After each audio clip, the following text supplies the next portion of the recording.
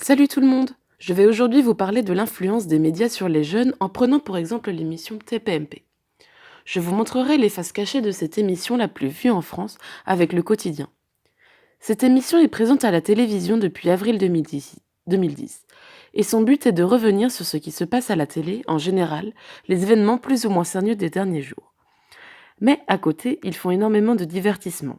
Si cette émission est autant appréciée, c'est principalement car ils font tout pour mettre au centre leur public, notamment en faisant participer leur auditoire, en postant les tweets des gens pendant l'émission et en leur offrant des cadeaux. Bref, tout ça pour que les gens se sentent intégrés à l'émission.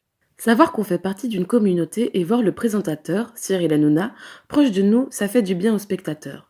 Cette émission est autant appréciée que détestée et c'est principalement car ce genre d'émission n'a pas de limite.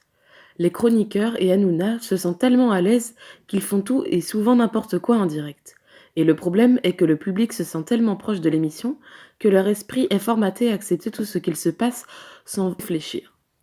Le fanatisme dans n'importe quel domaine n'est pas bon. Tout comme les émissions de télé-réalité, mais pas toutes car à proprement parler, c'est une émission télévisée qui consiste à filmer la vie quotidienne des personnes sélectionnées pour y participer. Mais je parle uniquement des émissions comme Les Anges ou encore Les Marseillais, bref, celles qui ont la plus mauvaise réputation. Dans ces émissions, on y retrouve un concentré de personnes fausses et hyper superficielles qui cherchent seulement l'affection du public, afin d'être connues. Le problème là-dedans, c'est que même si dans le public visé, qui est assez jeune, certains ne sont pas naïfs, et savent que tout ça c'est faux. Cependant, certains y croient dur comme fer et en font des exemples, et ce qui peut rendre ce genre d'émission dangereux.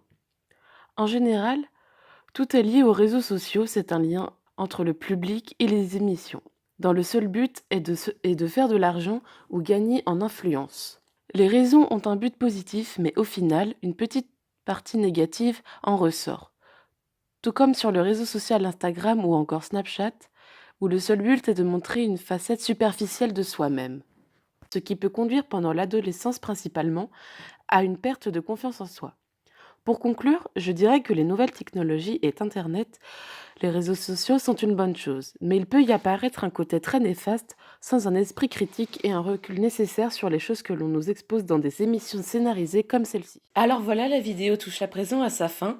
N'hésitez pas à vous abonner pour pouvoir suivre ce type de contenu et à laisser vos commentaires afin que je puisse lire vos retours. Sur ce, à bientôt!